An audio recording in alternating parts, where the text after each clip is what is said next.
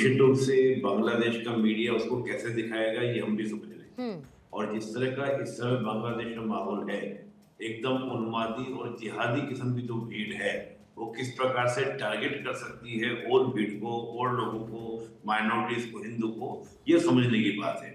और मैं एक बात मानता हूँ कि विदेश नीति में हमेशा हमें सरकार के साथ खड़ा होना चाहिए। हम्म। भारत के संविधान का आर्टिकल 92 ये कहता है कि जब भी हमारी सरकार किसी देश के साथ अपने संबंधों को निर्धारित करे तो भारत के नागरिक को सरकार के साथ खड़ा होना चाहिए। तो संगीत सोमती का जो बयान है निश्चित रूप से अभी भारत की विदेश नीति के विरोध में ही देखा जाएगा, क्योंकि इस बयान का उल्टा मीनिंग लिया जाएगा बांग्लादेश में, चाहे वो जमात हो, चाहे वो एनसीपी हो, जिस प्रकार की पार्टी है। लेकिन एक बात पूर्णिमा जी ये भी है, देखिए बांग्लादेश की अगर हम स्थिति को देखते हैं, पाकिस्तान की स्थिति को देखते हैं, ये बात तो एक जाहिर सी बात है ना कि वहां पर जिस प्रकार से माइनॉरिटीज के ऊपर कहा 23% आबादी, वो आज 5-6% आबादी पर रह रही है।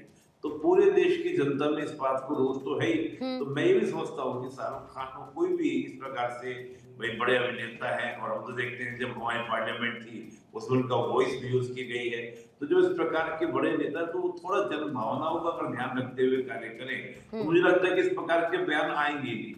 और ये बात सही थी, अभी मैं सुन रहा था किसी को कि संगीत सोमती का वहां पर अपना जो राजनीतिक करियर है वो डामाडोल है, और वो पहले से इस प्रकार के बयानों के लिए चर्चित रहे हैं, उस प्रकार के बयान देते हैं। लेकिन मैं फिर भी एक बात कहूंगा, आप किसी भी पॉलिटिक्स बोलिए और विदेश नीति में सरकार के साथ ही स्टैंड कीजिए, और सरकार का स्टैंड ये नहीं है जो संगीत सोमती ने कहा है। ठीक है, ठीक है। सौरभ जी, क्या जैसा अभी निपुण आलमबान साहब ने कहा कि भावनात्मक तौर पर अगर आप इसे तौलेंगे तो शायद ये बयान मुमकिन है कि बहुत लोगों को ठीक लगे कि नहीं, ठीक बात है, लेकिन आपको ये एक भावनात्मक प्रतिक्रिया बांग्लादेश में जो हिंदुओं के साथ हो रहा है उससे रिलेटेड आप इस बयान को ज्यादा तवज्जो के तौर पर देखते हैं, या आपको लगता है कि संगीत सोम जो विवादित बयान इससे पहले भी कई बार दे चुके हैं वो अपनी सियासी जमीन को एक बार फिर से हरा भरा करने की कोशिश कर रहे हैं ऐसे बयानों के जरिए? और शाहरुख खान जैसे एक्टर को जिसने देश को कुछ नहीं दिया उमेश योगी जी के मुताबिक, आप क्या कह देंगे? उनको गद्दार कह देंगे?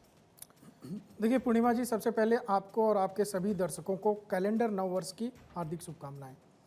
और देखिए ये जो विषय है इसके अंदर दो अलग अलग बातें हैं। एक विषय बन जाता है शाहरुख खान, दूसरा विषय है बांग्लादेश। दोनों को एक साथ लेकर के बयान में जिक्र किया गया। देखिए जहां तक शाहरुख खान साहब की बात है तो शाहरुख खान साहब को तो राष्ट्रपति भवन में बुला करके सरकार जो है वो अवार्ड दे रही है। शाहरुख खान को तो तमाम मंचों पर जो है वो चीफ गेस्ट के रूप में बुलाया जाता है। तमाम भारतीय जनता पार्टी के लोग जो बड़े बड़े मंत्री हैं सरकारों में, वो लोग बुलाते हैं, अपने घरों पर बुलाते हैं, उनके घर पर जाते हैं, उनका स्वागत सत्कार करते हैं। तो एक बात तो ये है। दूसरी बात देखिए, मुझे लगता है कि कोई भी देश की संप्रभुता और उसका सम्मान किसी भी खेल से जो है वो ऊपर होता है। कोई भी खेल हो, क्रिकेट हो, फुटबॉल हो, किसी तरह की, लेकिन अगर सबसे ऊपर है तो वो देश का सम्मान और देश की संप्रभुता। और आप देखेंगे कि विश्व में जितने देश हैं, चाहे वो अमेरिका हो, चाहे चीन हो, चाहे वो, उनके लिए सबसे ऊपर पूरे विश्व में सबसे ऊपर उनका अपना सम्मान होता है, अपने देश के नागरिक का सम्मान होता है, और उससे बढ़कर के उनके लिए खेल नहीं होता। तो मेरी बहन एक जो क्रिकेटर यहाँ पर बैठी है, मैं यहाँ पर क्रिकेट का कोई विरोध नहीं कर रहा, लेकिन जब बात देश के सम्मान की आएगी, जब बात देश की संप्रभुता की आएगी, तो वहां पर जो है क्रिकेट से ऊपर जो है वो सम्मान को, देश का सम्मान होगा। अब देखिए जो बांग्लादेश का विषय है, निश्चित तौर पर जो पाकिस्तान का दूसरा स्वरूप आज हम देख रहे हैं बांग्लादेश के अंदर, क्योंकि देखिए पूरे विश्व के अंदर अगर हिंदुओं को रहने का कोई एक देश है, एकमात्र देश, वो है भारत। और अल्पसंख्यकों के लिए कोई अगर सुरक्षित एक राष्ट्र है वो है भारत। आप अगर जो आंकड़े उठा करके देखेंगे कि 17%, 14% से लेकर 17% लोग कैसे बढ़ गए, पारसी हो, जैन हो, बौद्ध समाज हो, तमाम लोगों अल्पसंख्यक समाज के, वो लगातार भारत में बहुत ही ससम्मान उनकी जो आबादी बढ़ भी रही है और शिक्षा रोजगार के अवसर भी मिल रहे हैं। खूबसूरती डाइवर्सिटी में है। जी जी। और देखिए दूसरी चीज ये है कि बाकी देशों में आप जाएंगे, चाहे वो बांग्लादेश हो, पाकिस्तान हो, जहां पर हिंदुओं की आबादी है वो लगातार लगभग समाप्त हो चुकी है। और समाप्त होने का कारण जो है वो स्पष्ट है। वहां पर जितनी भी प्रतिक्रियाएं हिंदुओं के प्रति हो रही हैं, चाहे उनको मारा जा रहा हो, जिंदा जलाया जा रहा हो, इस तरह की घटनाएं हो रही हैं, उस पर हम पाकिस्तान से तो लड़ाई लड़ रहे हैं, बांग्लादेश पर अभी सरकार ने तय नहीं किया। सरकार अगर अंदरूनी तौर पर कुछ तय कर रही है, तो सेना कुछ कर रही है, तो वो हमारे सामने हो सकता हो विषय ना आया हो, लेकिन हमें पूरी उम्मीद है सरकार से कि बांग्लादेश पर भी एक बड़ी कार्रवाई होगी, जैसा कि राष्ट्रीय स्वयंसेवक संघ के प्रमुख जो है मोहन भागवत जी कह चुके हैं कि सरकार को इस पर एक्शन लेना चाहिए। लेकिन चूंकि क्रिकेट की बात आती है, तो ये देखिए बहुत शर्मनाक विषय है। हमारे देश के अंदर तमाम अनेक तरह की प्रतिभाएं हैं। आप लेफ्ट कॉर्नर सोच लीजिए या बैट्समैन का सोच लीजिए, तमाम ऐसे क्रिकेटर के अंदर जो है विकेट कीपर का सोच लीजिए। ऐसा जरूरी नहीं है कि हमको ऐसे आतंकी देशों के साथ जो है वो जाना पड़े और वहां से चिन्हित करके कि बांग्लादेश का रहमान ही वो बॉल फेंक पाएगा। हिंदुस्तान के अंदर हमारा कोई ऐसा मुस्लिम भाई नहीं है जो ये बॉल नहीं फेंक सकता। बहुत सारे बॉलर है भाई, जहीर खान, इरफान पठान, तमाम ऐसे बॉलर जो है ससम्मान भारतीय क्रिकेट के अंदर खेलते हैं। लेकिन जहां तक बात है, ये सरकार का विषय है। मुझे लगता है कि अगर बांग्लादेश और पाकिस्तान से किसी खिलाड़ियों को, देखिए बांग्लादेश एक विषय पहले नहीं था, लेकिन अब जो हिंदुओं के प्रति जो वहां पर अत्याचार फैल रहा है, अब निश्चित तौर पर उसको भी ब्लैक लिस्टेड करना पड़ेगा। चाहे वहां का खिलाड़ी कितना भी अच्छा खेलता हो, देश के सम्मान से बड़ा नहीं हो सकता, हमारे सम्मान से बड़ा नहीं हो सकता, इसलिए वहां के खिलाड़ी को बैन करना ही पड़ेगा। क्रिकेट अपनी जगह है, क्रिकेट बहुत अच्छे से चले, आईपीएल इसकी जिम्मेदारी ले, बीसीसीआई इसकी जिम्मेदारी ले, सरकार इसकी जिम्मेदारी, लेकिन नहीं सौरभ जी, बैन कौन करेगा? बैन सरकार करेगी।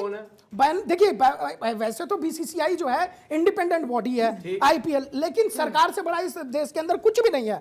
सरकार अगर निर्णय लेगी, इसमें शाहरुख खान गद्दार हो जाए, देशद्रोही हो जाए, उसको भारत से भगा देना चाहिए, ये शब्द कैसे आप इसको कैसे आप देखिए, तमाम ऐसे अवसर रहे हैं, मैं बता रहा हूं आपको। देखिए, तमाम ऐसे अवसर रहे हैं जहां पर सबकी अपनी भावनाएं होती हैं, हिंदुओं की अपनी भावनाएं हैं। तमाम हमने पाकिस्तान का समर्थन करते हुए शाहरुख खान जी को देखा। देखिए, उनके बयान रहे हैं जो उन्होंने अपने फिल्मों में काम दिया, उन्होंने तमाम जो है भारत में अत्याचार होने के बाद भी लोगों को काम दिया, तो उसका विरोध हुआ था। देखिए, शाहरुख खान भारतीय हैं, उनका स्वागत है, लेकिन अगर पाकिस्तान के समय जब उनको जवाब दिया गया, तब शाहरुख खान जो है वो अपने अंदर उन्होंने सुधार लाया, वो पाकिस्तान का गुणगान करना बंद कर दिए। उसके बाद अगर अब बांग्लादेश का एक विषय आया है, बांग्लादेश के खिलाड़ी को लेना बंद कर देना। भाई, शाहरुख खान को क्या समस्या है? क्या इस देश के अंदर खिलाड़ी नहीं है? शाहरुख खान जी को या किसी भी व्यक्ति को, हमको लगता है कि बाहर के लोगों को लेना जो है ऐसे आतंकी देशों से, खास तौर पर शब्दों का प्रयोग किया गया है, वो आपत्तिजनक है या देखिए, शब्दों का तो अल्लाह अकबर करके यहाँ पर गला चीर दिया जाता है, तो हम क्या करें? नहीं, वही क्या, मैं तो बता रहा हूँ, सबकी अपनी भावनाएं होती हैं, सबकी अपनी प्रतिक्रिया करने का तरीका होता है। लेकिन शाहरुख खान जी का मैंने बोला ना, राष्ट्रपति भवन में तो उनको सम्मान दिया जा रहा है ना। आप वो सम्मान देखेंगे या कोई व्यक्ति अगर व्यक्तिगत रूप से कुछ बोल रहा है तो उसको देखेंगे? भाई, देवकी नंदन ठाकुर जी, जैसे आप मुस्लिम समाज के जो है स्कॉलर हैं, ऐसी देवकी नंदन ठाकुर भी एक हमारे हिंदू समाज के जो है वहां पर वो अपना बयान देते हैं, और अगर उस बयान में कोई खामी लगती है, और अगर सरकार फिर भी नहीं सुनती है, सरकार, तो देवकी नंदन ठाकुर जी क्या सरकार के खिलाफ कदम उठाएंगे? तो देवकी नंदन जी, देखिए, भारत जो है लोकतांत्रिक देश है, बोलने का अधिकार सबको है। सुनिए, जानते हैं जवाब क्या देंगे? जवाब देंगे जहां ये खेल होगा आईपीएल और केकेआर जहां खेलेंगे, हम वहां तोड़ फोड़ करेंगे। अराजकता ही जवाब मिलेगा। कौन कर सकता है बताइए? अराजकता चूंकि इनके भारत में, आप बांग्लादेश वाली बात करने लगे, भारत में अराजकता नहीं हो सकती। अब आप बांग्लादेश की तरफ जा रहे हैं। ये देश भारत है, बांग्लादेश नहीं, लेकिन इसमें सौरभ जी इधर उधर ना जाने से, स्वामी जी, हम लोग सुन रहे हैं, स्वामी जी, जब कोई दूसरा बोलता है, नहीं, उसको मत ठीक है।